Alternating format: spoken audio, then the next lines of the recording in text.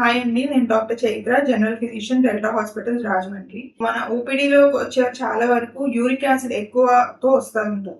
అసలు ఈ uric acid అంటే ఏంటి, దేని వల్ల వస్తుంది, దాని కాంప్లికేషన్స్ గురించి ఇవాళ మనం తెలుసుకుందాం. యూరిక్ యాసిడ్ అనేది మన బాడీలో ప్రోటీన్ మెటబాలిజం వల్ల వచ్చే బై ప్రొడక్ట్ అన్నమాట. ఇది మన బాడీలో ఆడవాళ్ళలో more than 6 milligram per decilitre కానీ, మగవాళ్ళలో more than 7 milligram per decilitre ఉంటే ఈ కండిషన్ ని మనం హైపర్ యూరిసీమియా అంటాం. సో ఈ హైపర్ యూరిసీమియా అసలు ఎందువల్ల వస్తుంది? ఐదర్ మన బాడీలో యూరిక్ యాసిడ్ ప్రొడక్షన్ ఎక్కువగా ఉన్నా, లేకపోతే ఎక్స్క్రీషన్ తక్కువగా ఉన్నా. సో ఎక్స్క్రీషన్ తక్కువ దేని వల్ల వస్తుంది అంటే, ఐదర్ మనం తీసుకునే కొన్ని టీబీ డ్రగ్స్ కానీ, లేకపోతే బీపీ డ్రగ్స్ కానీ, దీని వల్ల మన ఎక్స్క్రీషన్ తక్కువ అయ్యే ఛాన్సెస్ ఉంటాయి. అది కాకుండా మనకి ఏమైనా కిడ్నీ ప్రాబ్లం ఉన్నా, బీపీ ఉన్నా, దీని వల్ల కూడా ఎక్స్క్రీషన్ తక్కువ. ప్రొడక్షన్ ఎప్పుడు ఉంటుంది?